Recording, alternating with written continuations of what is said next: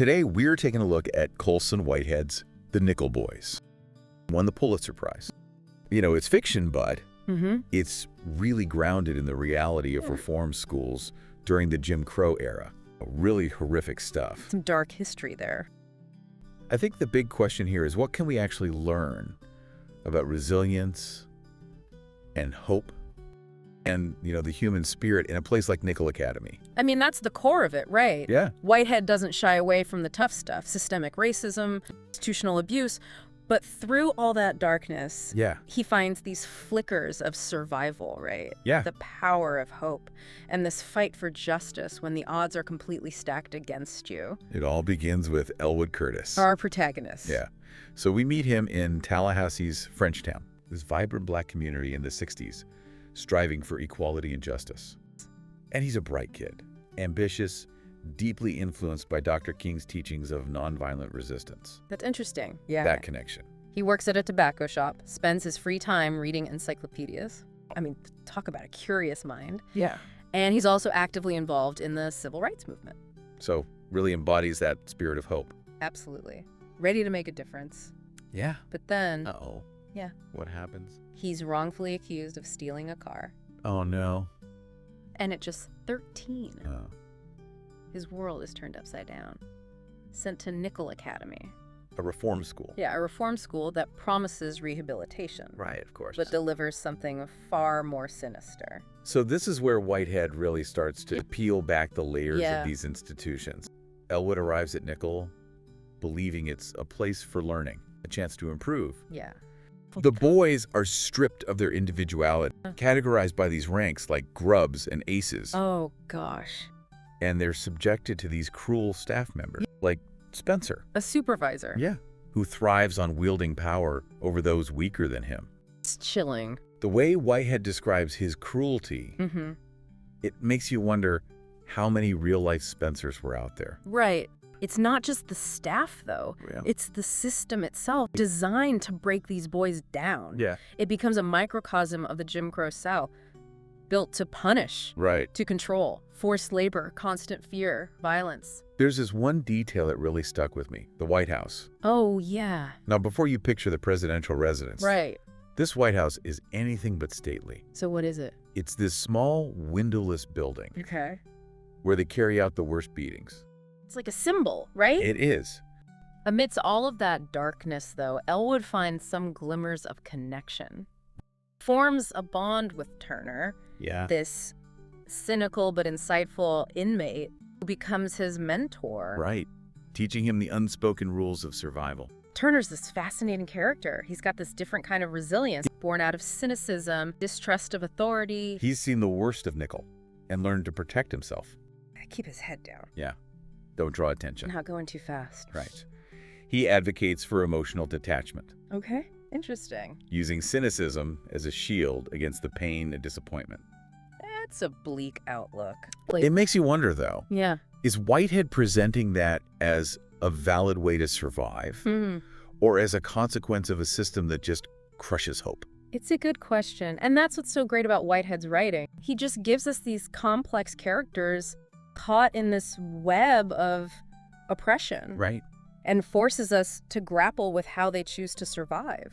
And even in this brutal environment where hope feels like a luxury, Yeah. the boys find ways to resist, to create small moments of joy, Absolutely. of agency, You have to. whether it's sharing food Right. or enjoying a brief respite during the annual boxing match, or clinging to memories of life outside of Nickel. Those small acts of defiance, Yeah. those little moments of happiness, they become vital. They're like tiny sparks in the darkness, reminder that the human spirit can endure.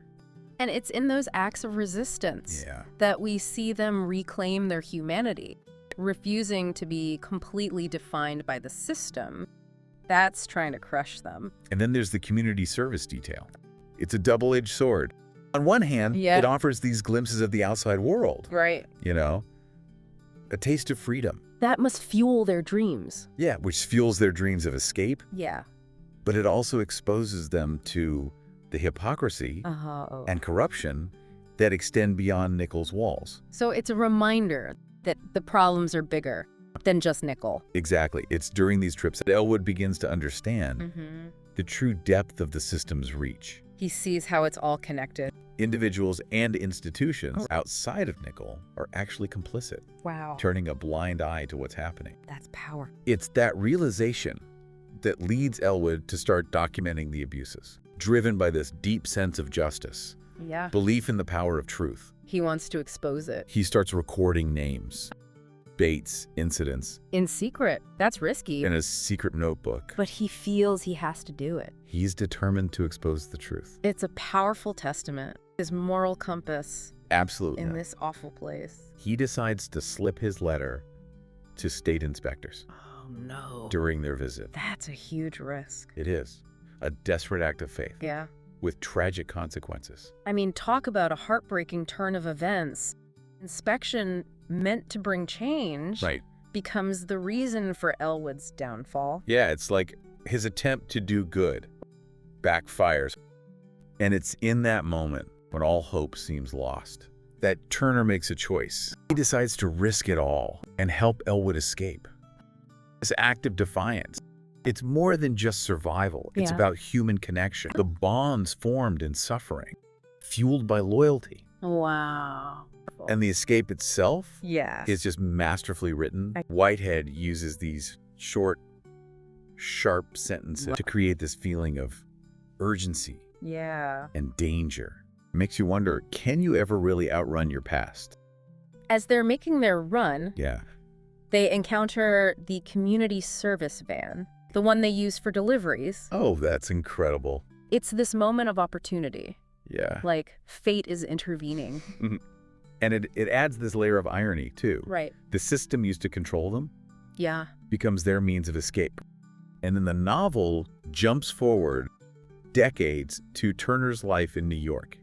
He's built a successful life. Good for him. Far removed from nickel. Yeah. He's found love, created a family, achieved stability. That's great. That once seemed impossible. So he escaped. On the surface, it seems like it. Right. But Whitehead doesn't let us off that easy. Of course not. We start to see the cracks. Oh. Turner is plagued by nightmares. Back to the trauma. Yeah, the trauma he tried to bury. It shows you the lasting power of it. It does. You can build a new life, find love, achieve success, but the past is always there. Lurking. Waiting to resurface. And then comes this revelation that shatters the illusion completely. Oh, no. News breaks about a secret graveyard. Oh, gosh. On Nickel's grounds. The graves are unmarked. Wow. The body's undocumented. It's a silent testament. Boys who perished there. It forces Turner to confront the true cost of his survival. He made it out. So many didn't. They were treated as disposable. And it brings up so many emotions. But also this sense of responsibility. To remember them. To bear witness. To ensure their stories aren't forgotten. And for Turner, it's a catalyst to finally face his past. To honor those who were lost. He realizes freedom isn't just escape. It's about confronting the truth. Absolutely. Acknowledging the pain. Giving voice to the silenced. And so he returns to Tallahassee. Back to that place that haunts him. To confront his demon. To honor the boys who never had the chance. Their stories are finally told. And remember Clayton. Oh, the boy whose escape became a legend. Right, he represents that hope of escape. But also the illusion of it. Exactly, because even he pulled back in. That's a scary thought. It is. It speaks to the lasting impact of trauma. How it can shape your life. Even when you think you've moved on. It's like Nickel's shadow just keeps stretching. And it highlights how these systems work. They reach out. They try to reclaim you. Escape isn't just physical. It's about breaking free from the mental grip. Whitehead doesn't give us any easy answers for how to heal from this. But he shows us it starts with confronting the past. Bearing witness to the truth and honoring those who were lost. It's like true healing can't happen until you acknowledge it. And this goes beyond just individual healing. Right. The Nickel Boys reminds us that the fight for justice, it's ongoing. It is. Each generation has to pick up the baton. So what does all this mean for us today? We're still grappling with these injustices. Yeah. I think Whitehead wants us to examine our own complicity, question the narratives we're told. To listen to those who've been silenced. It's a call to action. It is. We all have a role to play. And to remember that hope can be a powerful force. Even in the darkest places. It's not just an emotion. It's a choice. To believe in a better future. And to work towards it.